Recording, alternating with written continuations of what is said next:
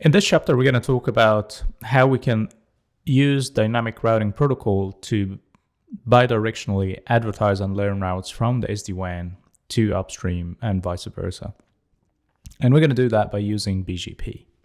So if you do have a requirement to run any dynamic routing protocol, I strongly recommend to use BGP and not OSPF. And we talked about how OSPF is not full-fledged OSPF in the Meraki world, and it's more designed for a specific use case. There's a couple of things to know about BGP on the Meraki platform.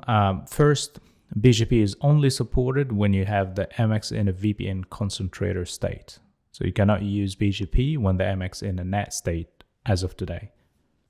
Also, you need to have your MX in hub state to be able to enable BGP on. So if the MX in a VPN concentrator state, but it's for some reason operating as a spoke, you won't have the BGP option available there. So the two things that we need to have to be able to configure BGP is MX in a VPN concentrator, and it should be a hub.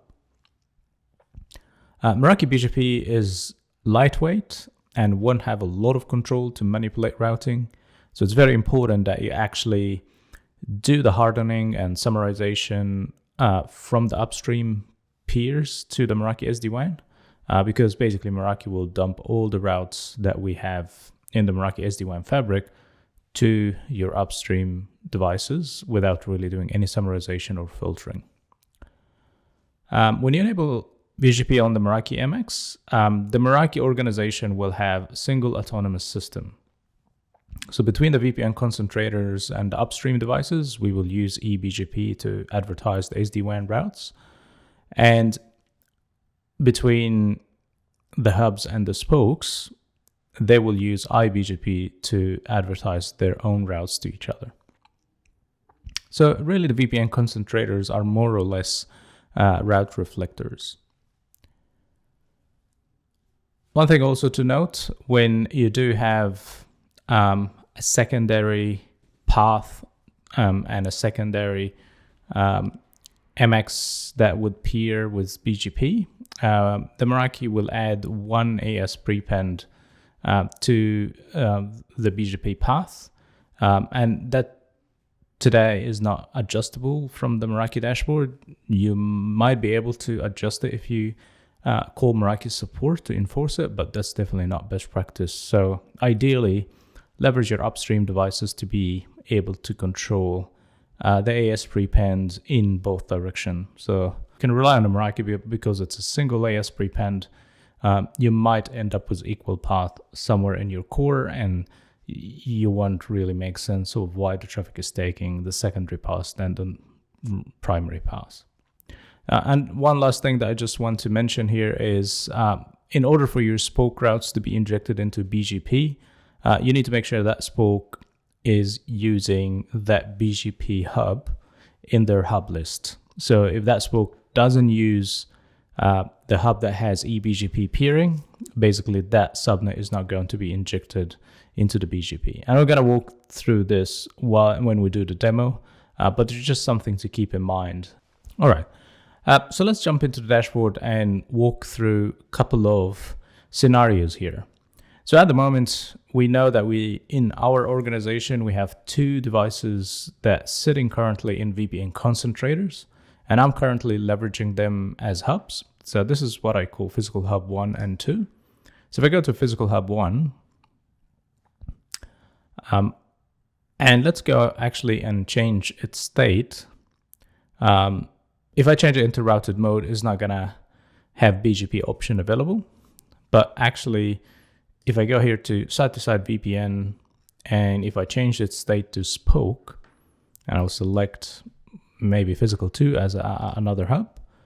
And now if I go to my routing page to check if I can enable BGP, you see here, BGP is not supported for me. So I need to switch that back to be a hub and refresh this page. Now I do have BGP available. So I'm going to enable BGP. So I'm going to have this AS number for the Meraki organization to be 6502. And here I can configure my neighbors. So I'm just going to configure my Cisco router that I have here as my neighbor, and it's 65001. I hit save. So that's pretty much what I need to configure in the Meraki dashboard to enable BGP. Now if I go to my Cisco device, and let's go and configure BGP. So it's going to be router BGP, and this is my autonomous system number. I'm going to configure my neighbor, which is my my physical hub 1. And I'll say, I have eBGP multi-hop to be 2. Now I can decide which subnets to advertise. I'm just going to advertise my loopback IP into my BGP.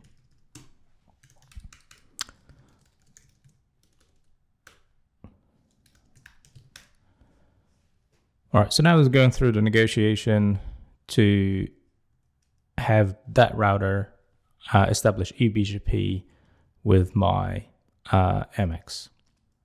I just want to make sure that the IP that I'm using here is the right IP I have on my physical hub 1. So I'm just going to go quickly here and check what is the IP address that is configured. Okay, so it's .2 and I configured .4. So let me go quickly and change that.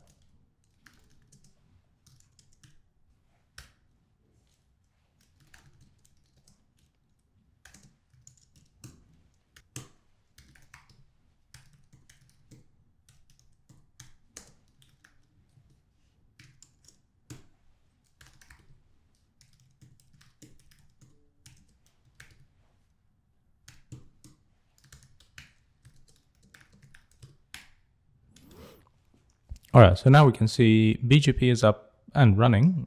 And if I go and check the route table, I already have some routes being injected via the BGP, which is basically my spokes that have my physical hub 1 to be my hub, which is all good. And I can verify that if I go to one of my spokes. So I think branch 2 is one of those. Just using physical hub 1 and physical hub 2. And if I go and try to ping my 101 and 101 from one of the VLANs that I already have a route back for, this should be all good bidirectionally. All right, so 2 milliseconds, still doing the right thing. So this is just like how to configure BGP and enable basically Meraki to talk to each other via iBGP. And between the Meraki and your upstream network, we will talk eBGP. I mentioned a couple of things that we need to be careful of. And I want to start first with having a secondary path. And we said we're going to have a 1AS prepend happening from the Meraki to the upstream. And let's just work this out real quick. So if I go here to this router, so it's just .3, and I just want to make sure that this one is configured as a hub, which is all good. So let's now go to the routing page and let's enable BGP. So I do have the same AS number, and I just want to peer with my Cisco router there. That's all saved. Let's go here and configure the new neighbor.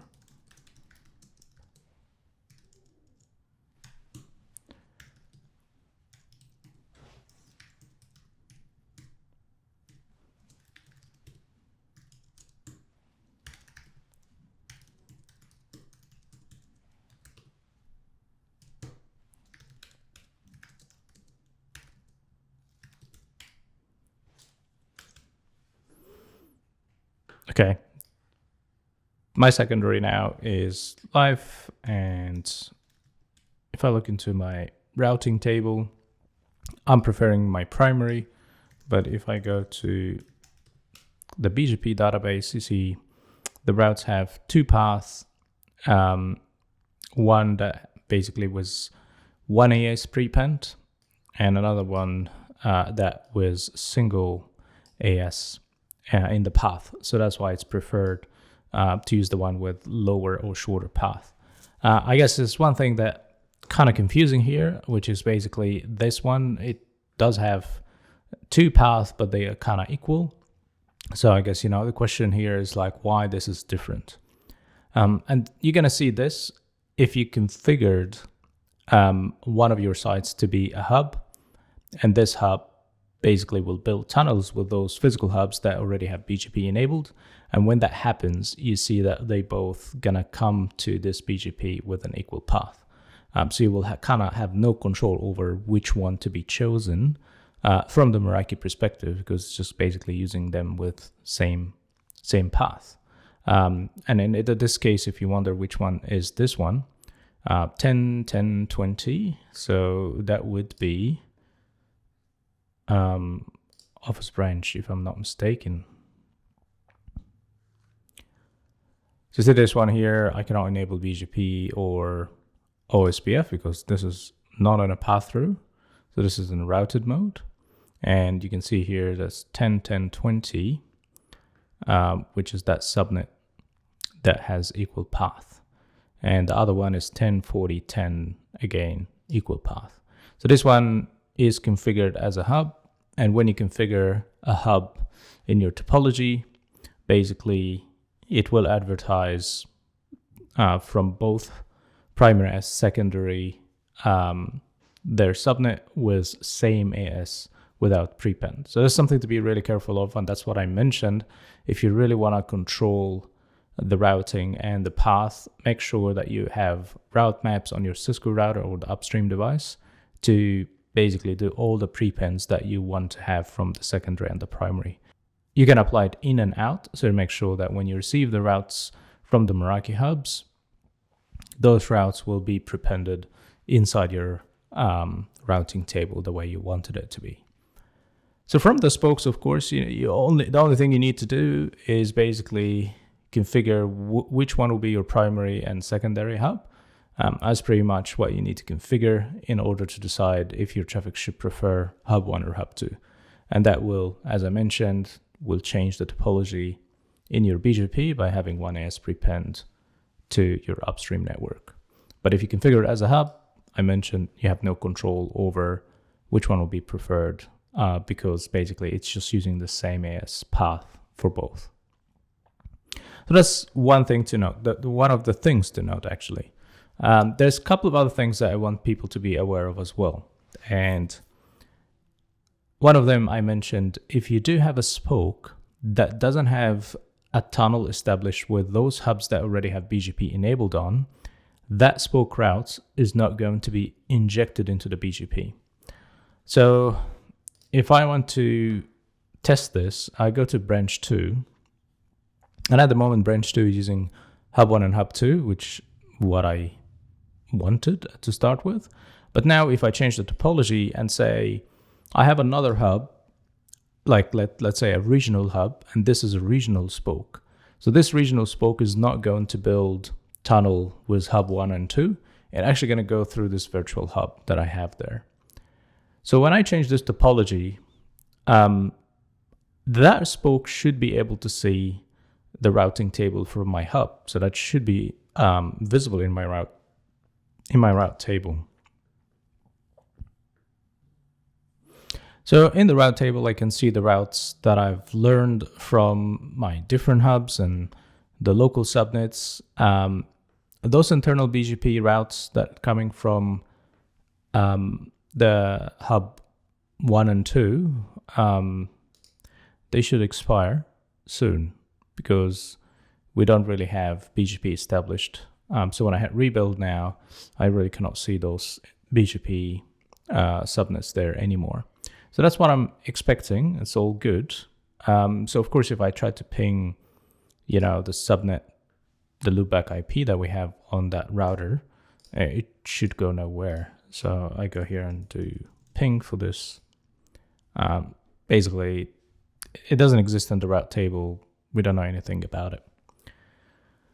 So how to fix this? The first step is I need this branch to either connect directly to the hubs that we have BGP enabled on, which is physical hub 1 and 2. And when we do that, straight away, they will basically have tunnels established, and then that spoke will inject its routes using iBGP to those hubs, and then those hubs will use eBGP to get those routes advertised to the upstream Cisco router.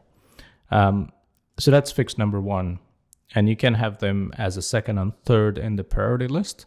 But the moment you put them there, this direct tunnel will have the traffic going directly to those hubs. So the traffic is not going to go via the first hub. So in some cases, in some instances, we see topologies where we need to have a regional hub where all the traffic go through before going to the other hubs. Let's say, this is a network in New Zealand, and you have like a regional hub in New Zealand, and your servers may be sitting in Australia. So you want all your traffic to go to this New Zealand hub first, and then from there, the traffic to be forwarded to physical hub 1 and 2. That could be sit outside of the country. So in that case, what we can do there is we can play with the routing a little bit.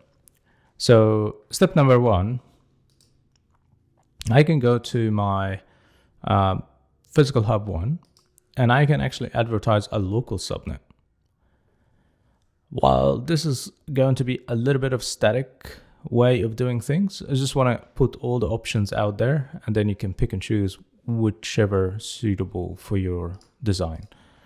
So I'll say this is my loopback, and I'm just going to say here, this is my subnet. Loopback should have a P. So when I do this, what I'm doing here is basically letting my virtual hub knows that there is a subnet exists that this one has access to. And then what it will do, it will just go and advertise that subnet to my branch 2. So if I look into the route table of my branch 2, I should see now 100, 101 in the route table there, and it should use virtual hub as the gateway to connect to this subnet. So you see here, it tells me next up is virtual hub, and it's being advertised from physical hub 1. Of course, still this shouldn't be pingable because I don't have a route back yet from my Cisco router. But at least, from the Meraki SD-WAN fabric, I do know how to get to 101 and 101. So if I go back to my Cisco router and let's do the same command just to see what happened after we've done that change in the topology, you see that all the routes that I have for this branch 2, it doesn't exist in the BGP route table anymore. So of course, I can go manually and configure a static route and saying for traffic going to 10.20.0,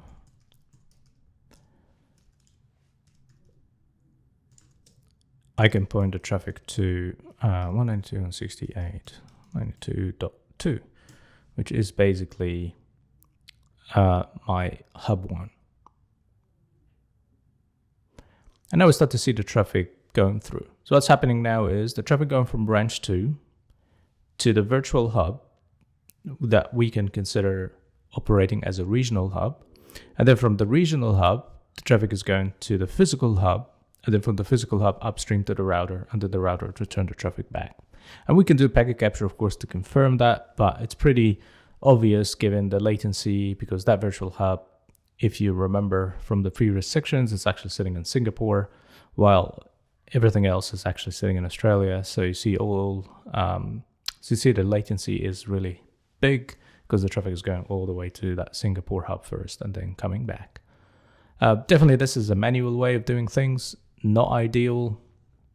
As I mentioned before, what we can do, I can basically just remove this static route because I prefer everything to be dynamic. So I can go to my side-to-side VPN here, and I can just basically add physical hub 1, physical hub 2 to be in the list. And when I do that, It will take just a minute or so, and then I should see the ping drops to like 1 or 2 milliseconds, because the traffic should go direct from that branch to hub 1, which basically both sitting next to each other in this lab environment. So give it a minute or two, and then we should see the ping go through.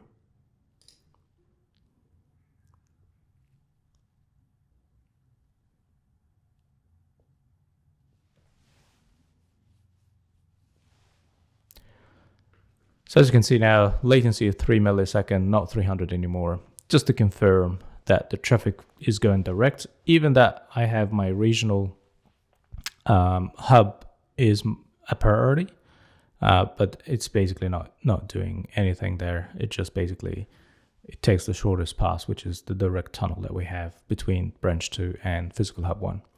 All right, so one of the things I mentioned before with OSPF, that when you have a local subnet, it gets injected into the route table of my upstream router, because it's basically learning it from another hub. You will see the same behavior with BGP as well when you have a local subnet. So if I go to the route table, I wouldn't see anything learned. Of course, 100.1.1.1, this is basically the local subnet on the router. But if I go to BGP all, you can see here that it's a local, but also at the same time it's being advertised from .3, which is my secondary hub. So the same behavior that we had with OSPF, we need to be really careful of as well when you use BGP if you configure local subnets. So that's why I'm not really a big fan of having local subnets configured, especially from my hubs. So I should basically remove this, and ideally you should have tunnel directly communicating from the spokes to the hubs that have BGP enabled on. One of the things you might need to consider if you do have a regional hub, basically you can install another device there, like another MX in a VPN concentrator state, and have that VPN concentrator building BGP neighborship with maybe the routers that you have in your data centers. So when you do that, the spokes that will be attached to that regional hub will basically have their routes injected into the BGP routing table. So you wouldn't need to do anything manual there, as well as you can still maintain the traffic from those sites that would be in that region to be funneled up to that regional hub and not going direct with other hubs. In the next section, we're gonna dive a little bit deeper into how we can manipulate traffic if you do have full tunnels, how you can exclude some of the subnets from the tunnels by using layer 3 and layer 7. And we also talk about how you can have specific subnets at your spokes to prefer specific hubs or full tunnel the traffic to specific hubs. So stay tuned for that.